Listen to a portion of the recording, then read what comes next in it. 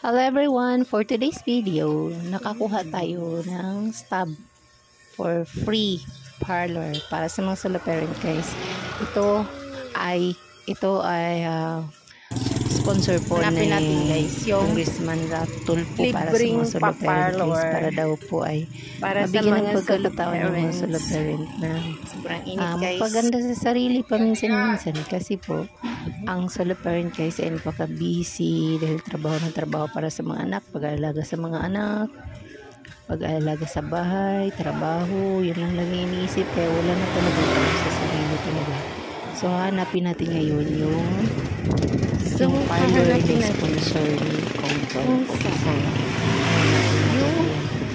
So dito mga kaibigan, ayan, mayroon silang tarpaulin yan, tapos sa loob na yan libre lang siya guys sa araw na ito. So may time tayo na magpa-parlor dito kay Buboy naman so salon. Ayan guys, pagdating ko sa loob yun, meron ng mga solo parent dyan na nagpagupit at nagpa-manicure. So ang free na makukuha natin ay isang gupit at mamili ka lang kung manicure or pedicure yung paggawa mo kasi di naman pwede na lahat kasi nga marami din naman kasing solo parents, so kailangan mahati-hati din yung oras kasi hanggang alas 8 lang yung gabi mga kaibigan, no? So start sila ng alas 8 ng umaga hanggang alas 8 ng gabi, so marami talaga din na pupunta at isa din ako sa nakapag clean or nasali kasi isa din ako sa officers ng solo parent.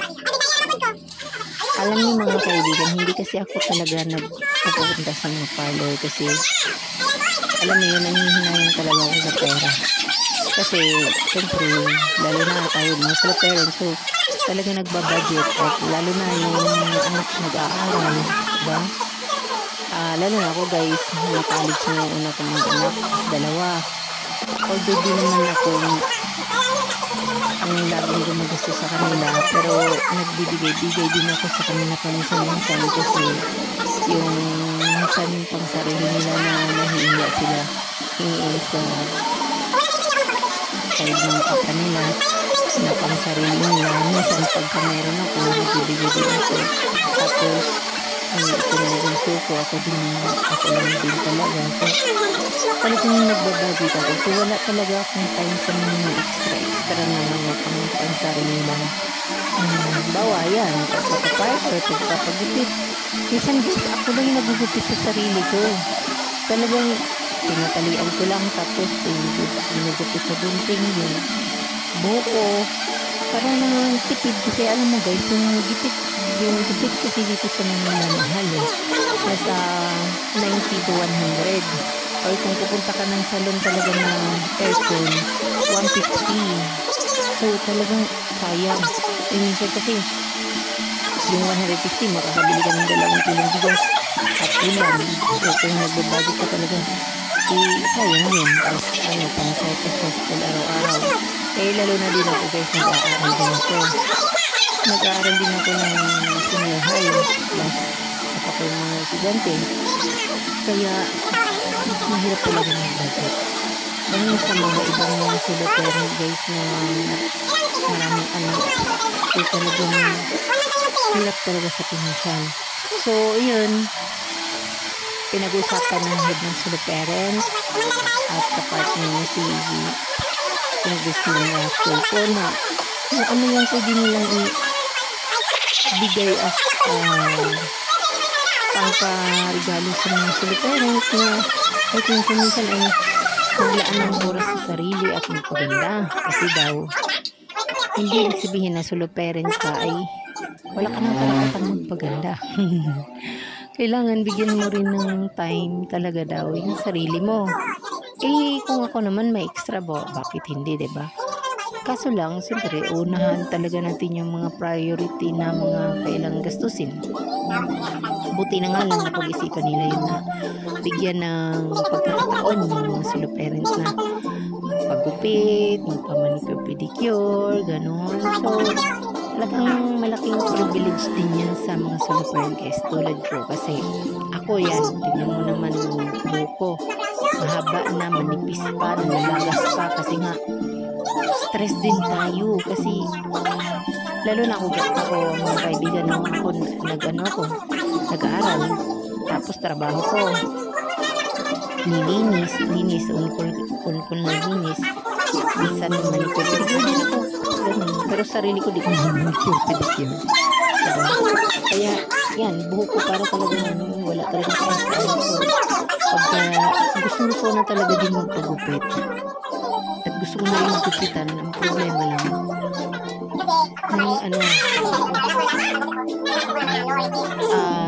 hindi ko rin ma-perfect yung paggupit ko kasi hinahawakan ko lang sa kamay tapos ginugupit ko lang din sa harapan. Mabuti na nga lang mayroon kami pagkakataon na magpapagupit. Kaya dahil ngayon din kasi panahon dito sa Pilipinas sobrang init talaga, grabe. Di mo rin malugay yung buhok mo kahit mahaba yung buhok mo, di rin malugay kasi sobrang init. Kaya nakatali lang din lagi. So, diba? Useless din kapag nagpapahaba ka ng buhok kasi tali ka ng tali lang.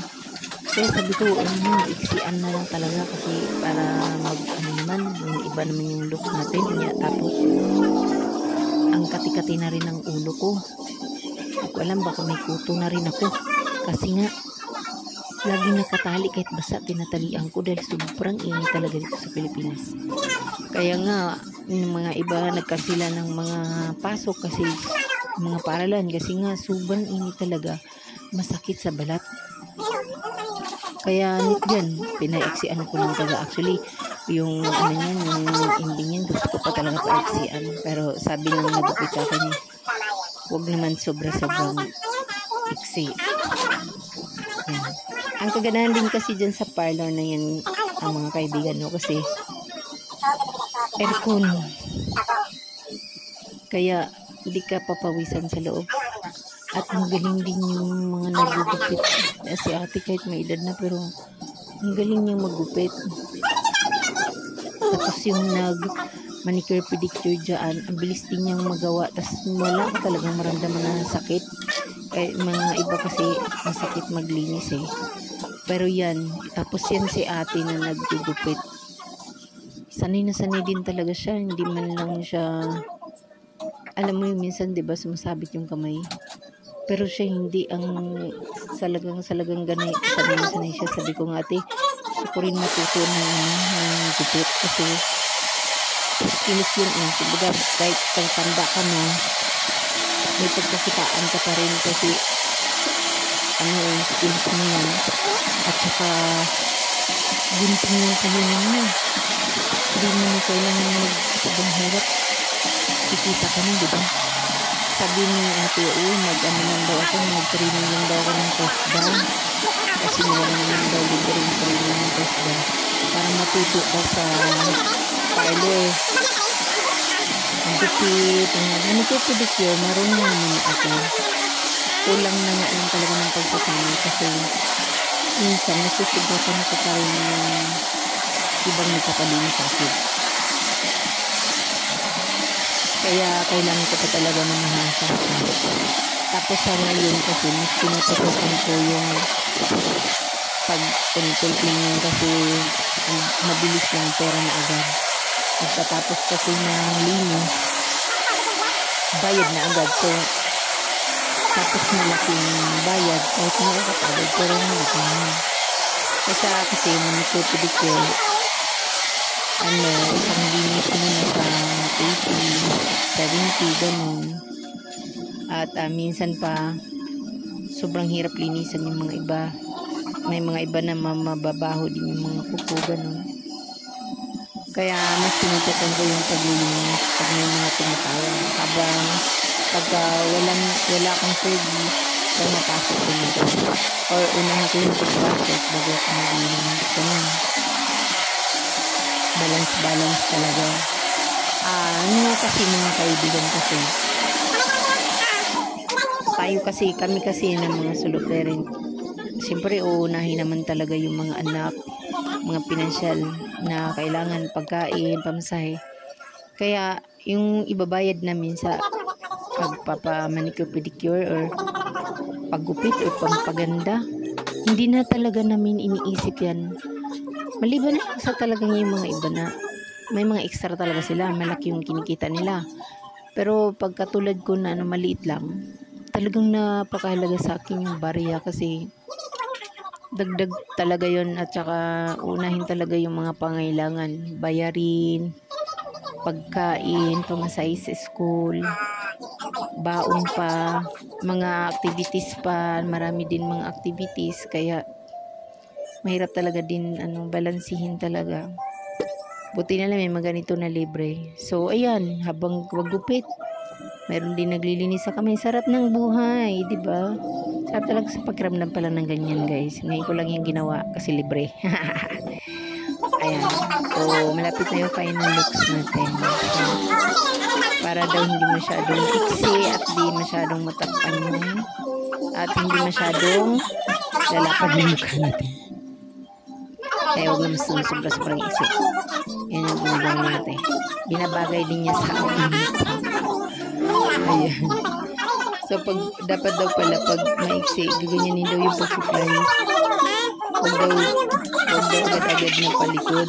Kasi daw pag ganyan, gaganda daw yung buhok at hindi masyadong maglalagas. Pabalik ka rin pala. Bago mo siya supply ng palikod. Una, parap muna bago yung palikod.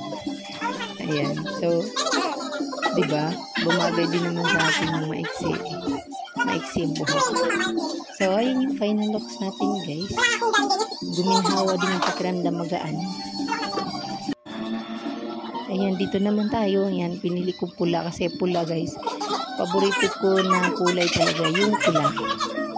Kaya ma-attract talaga ako sa pula. So, pula talaga pinili ko. Sabi natin, pumili ka na ng kulay. Ayan, pula.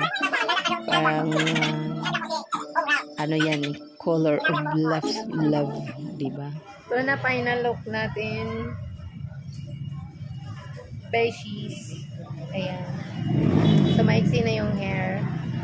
Tapos, meron na tayong manicure. Parabila.